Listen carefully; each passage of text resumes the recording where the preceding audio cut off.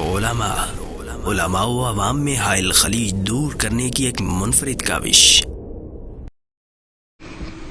دیکھیے، چاہے امامت کا مسئلہ ہو، چاہے قرآن پڑھانے کا مسئلہ ہو، چاہے دعوت و تبلیغ کا مسئلہ ہو، اصل یہ ہے کہ اگر آدمی کے گھر کھانے پینے کا انتظام ہے اور بغیر کچھ لیے وہ یہ کام کر سکتا ہو تو اصل یہی ہے کہ کرنا چاہیے۔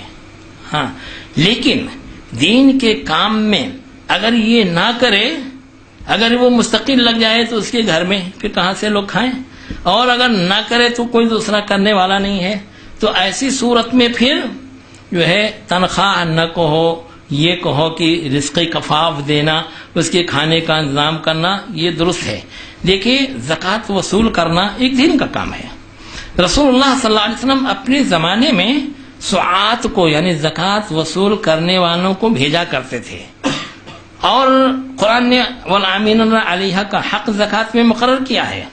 حضرت عمر رضی اللہ عنہ فرماتے ہیں کہ رسول اللہ صلی اللہ علیہ وسلم مجھے کچھ کام کے لیے بھیجتے تھے، میں واپس آتا تو آپ کچھ پیسے دیتے، میں کہتا اللہ کے رسول مجھے ضرورت نہیں، کسی اور کو دے دیجئے۔ ایک مرتبہ دو مرتبہ ایسا ہوا تو پھر رسول اللہ نے کہا کہ عمر، بغیر لالچ کے جو ملے وہ تم لے لو، پھر چاہے اس کو صدقہ و خیرات کر دو یا ضرورت ہو تو اپنی ضرورت میں خرچ کر لو، لیکن لالچ مت رکھو۔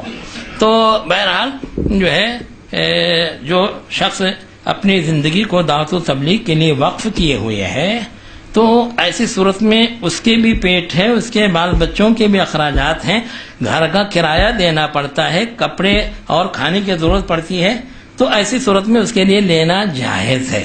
میں آپ کو بتاؤں، برا نہیں مانیے گا، بات یہ ہے کہ ہم لوگ تعلیمی میدان میں رہتے ہیں۔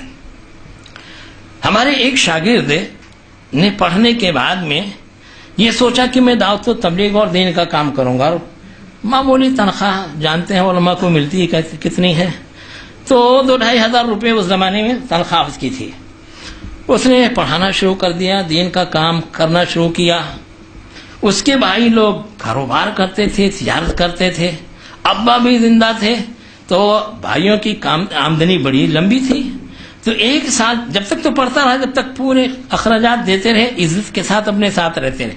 فارغ ہونے کے بعد جب اس نے اپنے آپ کو دعوت و تبلیغ کے لیے، تعلیم و تربیت کے لیے وقف کر دیا تو ایک سال تک تو کوئی نہیں بولا کچھ۔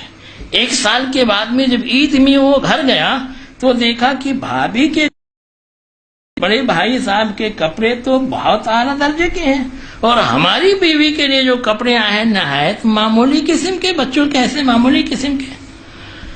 تو اس نے ابا سے شکایت کی، بھائیوں کے سامنے کہا، بھائی میں اللہ کا کام کر رہا ہوں، دین کا کام کر رہا ہوں، یہ کیا ہماری بیوی بچوں کے ساتھ ہوا ہے؟ انہوں نے کہا جو جیسے کمائے گا اس کے بال بچے ویسے کھائیں گے، ویسے پہنیں گے۔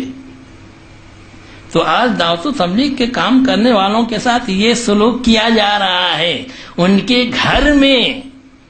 تو ایسی صورت میں اگر وہ جو ہے پیسے نہیں لیں گے، اچھی تنخواہ نہیں لیں گے، طے نہیں کریں گے، تو آپ دیں گے کیا؟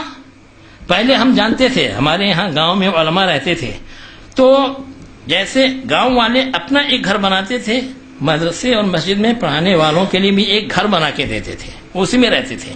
گھر اب جیسے کھیتی باڑی کرنے والے لوگ ہوتے تھے، جو غلہ ان کے یہاں آتا تھا، سب کے گھر سے غلہ ان کے یہاں پہنچتا تھا۔ عموماً جس کے پاس کھیتی رہتی تھی اس کے گھر غلہ کم رہتا تھا، مولانا کے گھر غلہ زیادہ رہتا تھا۔ سبزی بوتے تھے، صبح سبزی سب سے پہلے مولانا کے گھر جاتی تھی۔ مچھلیوں کا شکار کرتے تھے، پہلے مچھلی مولانا کے گھر جاتی تھی، پھر سب کھاتے تھے۔ آج کہیں ایسا ہے؟ کہیں کوئی بتائے ہے ایسا؟ پھر یہ مولوی کیا کرے گا؟ بھوکوں مرے گا، اس کے بچے بھوکے مریں گے، تنخواہ نہیں لے گا تو کیا کرے گا؟ یا تو دین کا کام چھوڑ دے، اور بہت سے لوگوں نے چھوڑ دیا۔ میں جانتا ہوں کتنے لوگ ہیں جو بھنگار کا دھندا کر رہے ہیں، کتنے لوگ ہیں جو ایکسپورٹ اور کیا کیا دھندا کر رہے ہیں۔ اچھے عالم باصلاحیت لوگ تھے، دینی میدان میں ہوتے تو کام کرتے، لیکن گھر کے حالات ایسے ہیں کہ وہ بغیر کچھ کام کیے جی نہیں سکتے، اور مسجد مدرسوں میں جو علماء کے ساتھ سلوک کیا جاتا ہے وہ سلوک برداشت نہیں کر سکتے، اس واسطے انہوں نے دوسرا راستہ اختیار کر لیا۔ تو بھائیوں، صرف فتویٰ مت پوچھیے، ان کے مسائل کو حل کیجیے۔ اگر ان کے بال بچوں کو کھانے پینے کا، عزت کے ساتھ رہنے کا انتظام کر دیجئے، میں فتویٰ دے دوں گا، مت تنخواہ طے کرو۔ لیکن آپ تنخواہ بھی نہ دیں، آپ کوئی چیز کھلائیں پلائیں بھی نہیں اور کہہ دیں کہ تنخواہ لینا جائز ہے کہ نہیں جائز ہے، تو یہ مسئلہ ایسے نہیں ہے. جی اور کوئی سوال؟ علماء و عوام میں حائل خلیج دور کرنے کی ایک منفرد کاوش.